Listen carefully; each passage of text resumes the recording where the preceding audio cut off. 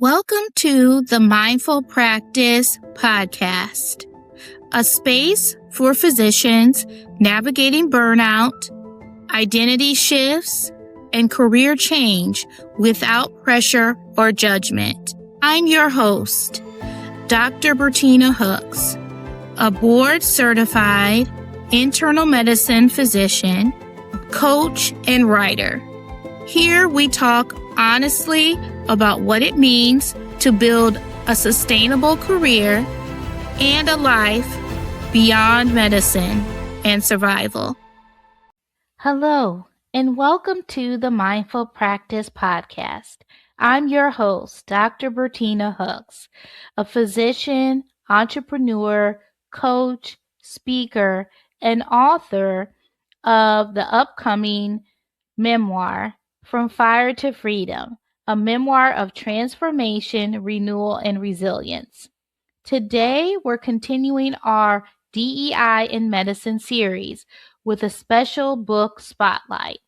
We're going to discuss 3 important books that examine diversity, equity, and inclusion in medicine from different perspectives. The 3 books are The Medical Apartheid by Harriet A. Washington, The Immortal Life of Henrietta by Rebecca Skloot, and Twice as Hard by Jasmine Brown. These are not light books. They address painful histories, ethical failures, systemic discrimination, patient exploitation, racial inequality, and the experiences of Black people within American medicine. And they are necessary literature because we cannot build a more equitable healthcare system without understanding how the current system was shaped. Diversity, equity, and inclusion cannot be reduced to a yearly training module. It cannot be limited to a statement on an organization's website. It cannot be addressed simply by recruiting a few people from underrepresented backgrounds while leaving the entire culture unchanged. Meaningful DEI work requires historical understanding. It requires accountability. It requires changes in policy, leadership, research, education, and clinical practice. It requires us to listen to the people whose experiences have often been excluded from the dominant story of medicine. Books give us one way to enter those conversations. They allow us to slow down, to examine the experiences behind the statistics, and they challenge us to confront parts of medical history that may not have been included in our formal education. Let's begin with the first selection. Book 1, The Medical Apartheid by Harriet A. Washington. This book examines the history of medical experimentation involving African Americans, from the era of slavery through more modern medical research. It documents how Black bodies have been used, studied, exploited, and harmed within medical and scientific systems. This book is difficult to read because it forces us to confront the fact that some medical advancements occurred within systems that did not recognize Black people as fully autonomous human beings. When we discuss distrust of the medical system in Black communities, the conversation is sometimes framed as though the distrust is irrational. Healthcare professionals may ask, why won't they participate in research?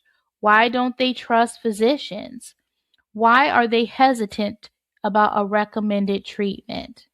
But trust does not exist independently of history. Trust is built or destroyed through experiences. And communities remember. They remember experimentation without meaningful consent. They remember segregation in hospitals. They remember being denied treatment. They remember pain being dismissed. They remember relatives who entered healthcare systems and did not return home. They remember being treated as subjects rather than partners. Medical Apartheid helps explain why mistrust is not simply an attitude that healthcare professionals should try to correct. It is often a response to documented harm. The book presents a broad history of Black Americans being used as unwilling or uninformed subjects within medical experimentation. One of the most important lessons from this book is that informed consent must involve more than obtaining a signature. A patient can sign a form without truly understanding what's happening. A person can technically agree while being pressured by authority, economic need, fear, limited choices, or inadequate information. Ethical care requires us to ask, does this person understand the risk? Do they understand the alternatives? Have we explained the information in an accessible language? Do they have the freedom to decline? Is there power imbalance influencing the decision? And are the people bearing the risk of research also likely to benefit from its discoveries? This book challenges the comforting belief that unethical medical experimentation belongs only in the distant past. History matters because systems and beliefs do not disappear automatically. Bias can remain embedded in clinical algorithms. It can remain in research recruitment. It can remain in whose pain is believed. It can remain in those who receive referrals, procedures, pain medication, preventative care, and follow-up. It can remain in the assumption healthcare professionals make before a patient has said a single word. The purpose of learning this history is not to create paralyzing guilt. The purpose is to create informed responsibility. Once we know what happened, we must examine what continues and decide what we are willing to change. My reflection question for a medical apartheid is this: how can healthcare institutions expect historically harmed communities to offer trust without first demonstrating transparency, accountability, and change? Trust cannot be demanded. It must be earned. The second book is The Immortal Life of Henrietta Lacks. Our second selection is about Henrietta Lacks, a Black woman whose cancer cells were taken during treatment without her knowledge or permission. Those cells became known as HeLa cells. They became extraordinarily important to medical research and continued reproducing in laboratories long after her death. Her cells contributed to scientific progress, and for many years, her family knew little about how the cells were being used, while researchers and commercial industries benefit from them. Henrietta's story raises profound questions. Who owns biological material removed from a patient's body? What does informed consent mean in medical research?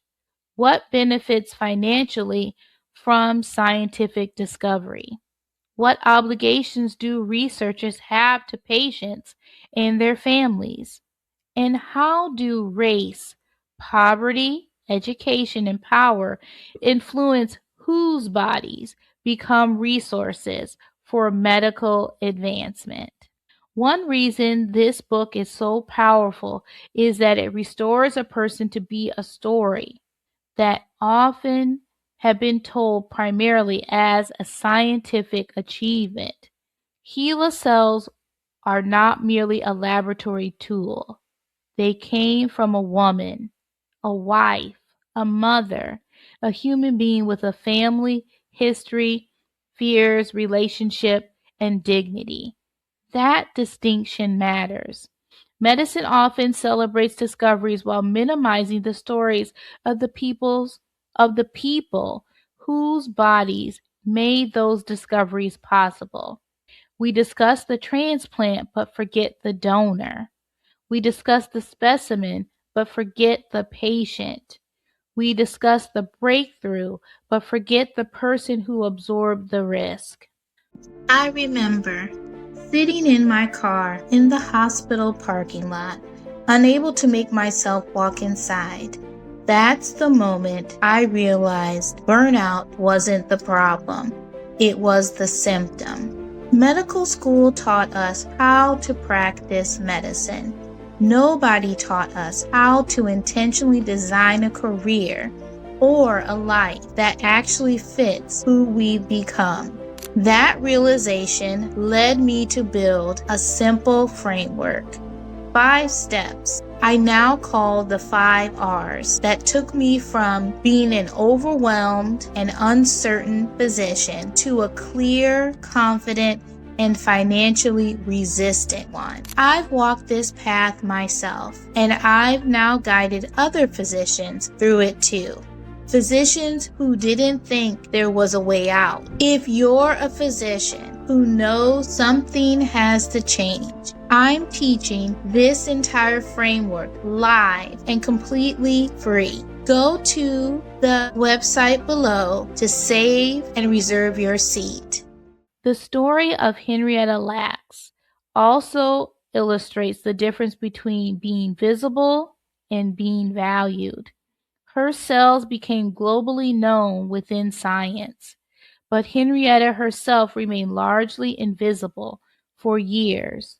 Her biological material was valuable, but she was not given the recognition, information, autonomy, or protection that should have accompanied that value. That pattern extends beyond Henrietta's individual story. Marginalized communities are frequently asked to contribute to institutions that do not share power, credit, resources, or benefits equitably.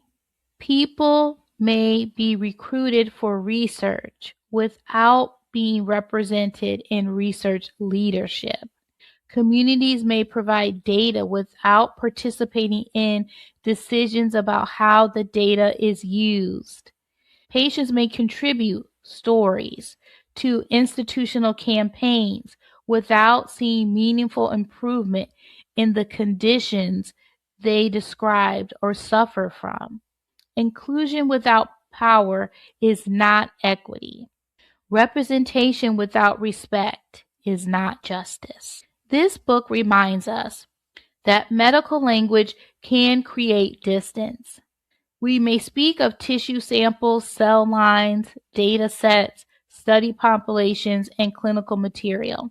Those terms are sometimes necessary, but they can also make it easier to forget that every sample originated from a person. Every data point represented a life. Every chart contains someone's fears, hopes, relationships, and future. Mindful medicine asks us to maintain scientific rigor without losing human connection. My reflection question for the immortal life of Henrietta Lacks is this: how do we ensure that medical advancement honors the humanity, autonomy, and contributions of the people who make that advancement possible? Scientific progress and ethical responsibility should never be treated as opposing goals. Ethics must be part of progress. Book number 3 is Twice as Hard by Jasmine Brown. Twice as Hard: The Stories of Black Women who fought to become physicians from the Civil War to the 21st century by Jasmine Brown focuses on the lives and careers of pioneering Black women physicians.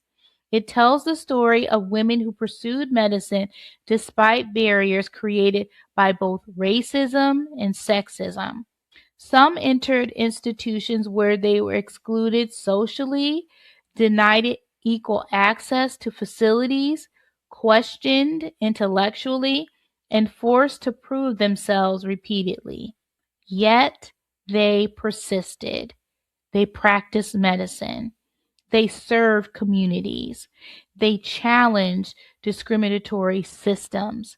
And they helped create pathways for future generations of physicians like myself. Among the women discussed is Dr. Edith Irby Jones, who became the first African American admitted to a previously white-only medical school in the Jim Crow South and faced overt segregation during her education. The title, Twice as Hard, reflects a reality many Black women understand. It is the experience that you must work harder, prepare more thoroughly, perform more consistently, and make fewer mistakes simply to receive the same recognition afforded to others. This pressure does not disappear when a woman earns a medical degree. Black women physicians may still face assumptions about their role. They may be mistaken for nurses, technicians, assistants, or support personnel. Their expertise may be questioned. Their leadership may be interpreted as aggression. Their confidence may be labeled arrogance. Their concerns may be minimized until repeated by someone else. And even after achieving excellence, they may feel that they are being evaluated not merely as individuals, but as representative of an entire race or gender. Representation in medicine matters. Patients benefit from seeing physicians who understand or are willing to understand their cultures, communities, and lived experiences. Students benefit from mentors who demonstrate that a medical career is possible. Institutions benefit when leadership includes people capable of identifying blind spots that a more homogeneous group might overlook. But representation must extend beyond photographs and recruitment statistics. It must include retention, promotion, pay equity, sponsorship, leadership authority, psychological safety, and the ability to raise concerns without retaliation. It is not enough to bring Black people into medicine. The profession must create conditions in which they can thrive. This book also invites us to reconsider the way medical history is taught. Medical history often centers institutions' discoveries in a relatively narrow group of celebrated individuals, but countless women and people of color practiced, researched, taught, organized, and cared for communities without receiving equal recognition. When their stories are excluded, students receive an incomplete understanding of who built medicine. That exclusion affects the present. People are less likely to imagine themselves belonging in a profession when they never see people like themselves represented in its history. Recovering these stories is not about rewriting history. It's about telling a more complete, accurate version of it. What if the career you worked so hard to build isn't the career you have to keep forever? If you're a physician feeling trapped, not because you're not skilled or dedicated, but because no one ever taught you there were other paths, You're not alone, and you're not stuck. I'm Dr. Bertina Hooks, and I created the Phoenix Physician Freedom Blueprint, a 5-step framework physicians are using right now to move from burnout to clarity, purpose, and financial freedom. This isn't a theory. It's the exact roadmap I use to rebuild my own career. And it's already working for physicians who felt exactly like you do right now. Clarity, confidence, financial resilience. Join me live for free, and I'll walk you through the entire framework. Register now at the website listed below for the free live masterclass. My reflection question for Twice as Hard is this: what would medicine look like if Black women no longer had to be twice as exceptional to receive half as much recognition? And what policies, leadership decisions, and cultural changes would be required to make that vision real? Now let's connect the 3 books. Although these books approach medicine from different directions, they share several important themes. Medical Apartheid examines exploitation of Black bodies and the historical foundations of medical mistrust. The Immortal Life of Henrietta Lacks focuses on one woman whose cells transformed medical research while her autonomy and family's understanding were largely disregarded. Twice as Hard focuses on Black women physicians to the history of medicine and illustrates the barriers they overcame to enter and transform the profession.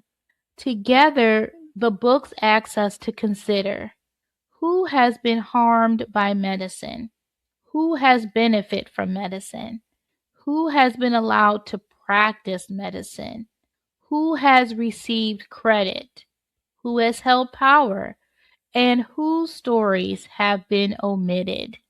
These questions are not merely academic. They influence present-day healthcare. They affect whether patients trust physicians. They affect whether communities participate in research. They affect whether diverse trainees feel they belong. They affect who advances into leadership, how healthcare organizations respond when inequity is reported, and they affect whether DEI becomes a genuine institutional commitment or a public relations statement. The 3 books also demonstrate why lived experience matters. Data can identify disparities, but stories help us understand how those disparities are experienced. A statistic may tell us that one group receives less pain treatment. A story helps us understand what it feels like to beg for relief while no one believes you. A statistic may show underrepresentation among physicians. A story helps us understand the isolation of entering a lecture hall where no one looks like you. A historical report may document unethical experimentation, but a personal narrative helps us understand what happens to a family when the scientific community values a person's cells more visibly than it values the person. We need both. We need evidence, and we need humanity. Here's what healthcare professionals can do. After reading these books, the next step should not be defensiveness. The next step should be reflection followed by action. Healthcare professionals can begin by examining personal assumptions. Whose pain do we tend to believe immediately? Who do we describe as difficult? Who do we interrupt? Who receives additional explanation, and who receives rushed instructions? Whose concerns are documented as anxiety rather than being investigated? who is assumed to be non-compliant without a discussion of barriers. Institutions can examine their systems. Are patients from historically marginalized communities included in program design? Are interpreter services consistently available? Are facilities physically accessible? Do research consent processes account for differences in language, education, and power? Are concerns about discrimination investigated transparently? Or are diverse employees promoted and retained or merely recruited? Do leaders measure equity outcomes with the same seriousness used to measure revenue, quality, and productivity? Medical educators can examine curricula. Are the histories of Black, Indigenous, disabled, LGBTQ+, immigrant, and other marginalized communities integrated throughout education, or confined to a single lecture? Are students taught how bias influences diagnosis and treatment? Are they taught to recognize the difference between race as a social classification and genetic ancestry? Are diverse bodies represented in clinical images and dermatologic examples? Are students exposed to physicians with disabilities and other identities that challenge the traditional images of medical authority? And patients and community members can continue asking questions. Who benefits from research? How will my information be used? What alternatives are available? Can I take time to consider this decision? Can I have the information in writing? Can I bring someone with me? Can I request another opinion? Patient questions are not obstacles to good medicine. They are part of good medicine. In my final reflection, the goal of this episode is not to suggest that reading 3 books will make someone an expert in DEI. It will not. DEI is an ongoing practice. It requires humility. It requires continued education. It requires the ability to tolerate discomfort without immediately becoming defensive. And most importantly, it requires action. Reading can open the door, but after the door opens, we have to decide whether we are willing to walk through it. Are we willing to question traditions simply because they are familiar? Are we willing to acknowledge harm without centering our own discomfort? Are we willing to share authority? Are we willing to redesign systems? Are we willing to listen when someone describes an experience that does not match our own? And are we willing to recognize that medicine can be both extraordinary and imperfect? We can honor the life-saving power of medicine while confronting the harm committed in its name. We can celebrate scientific achievement while demanding ethical accountability. We can appreciate our institutions while insisting that they change. Those truths can exist together. The 3 books we discussed today are The Medical Apartheid by Harriet A. Washington, The Immortal Life of Henrietta Sacks by Rebecca Skloot, and Twice as Hard by Jasmine Brown. I encourage you to read them, discuss them with your colleagues, and consider creating a book discussion within your medical school, residency program, hospital, clinic, professional organization, or community. But do not allow the discussion to end with the final page of the book. Choose one lesson and connect it to action. Review a policy. Reconsider a research project. Mentor someone. Sponsor someone. Listen to a patient. Challenge a bias statement. Improve accessibility. Invite community voices into a decision-making space.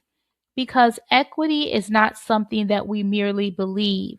It's something we practice. Thank you for joining me for this DEI in Medicine Book Spotlight on the Mindful Practice Podcast.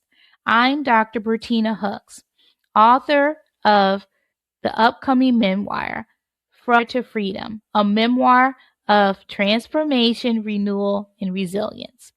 My own memoir explores what happens when a physician becomes a patient, how disability transformed my understanding of medicine, and how loss can become the beginning of renewal, reinvention, and freedom. Be sure to subscribe to this podcast, share the episode with a colleague, and leave a review wherever you listen. Until next time, continue practicing medicine, leadership, and life with intention, compassion, courage, and mindfulness. I'm Dr. Bertina Hooks, and this is the Mindful Practice Podcast. As I reflect on my own journey, I'm also reminded that some stories take years before you fully understand why you had to live them before you could tell them. This season has been especially meaningful for me because I recently signed a publishing contract for my upcoming memoir, Fire to Freedom, a journey of transformation, renewal, and resilience. In many ways, this book captures not only moments like the ones I shared today, but the deeper journey of resilience, identity, healing, and becoming through personal adversity, professional growth, and life transitions that shaped who I am today. I will be sharing more in the months ahead as we move toward the book's release. But I wanted to mention it here because this story and many others live within those pages. Sometimes the chapters we survive quietly become the chapters we are later called to share. And if my story helps someone else believe that adversity does not disqualify purpose, then every chapter has meaning. Thank you for listening to the Mindful Practice Podcast. If today's episode resonated with you, you can find free burnout and career clarity resources at pinnaclebusinessacademy.org. And if this podcast supported you, please consider subscribing or sharing it with a colleague who might need it. Remember, you are more than your white coat. You are not broken, and you are allowed to evolve. Until next time, take care of yourself, not just your role.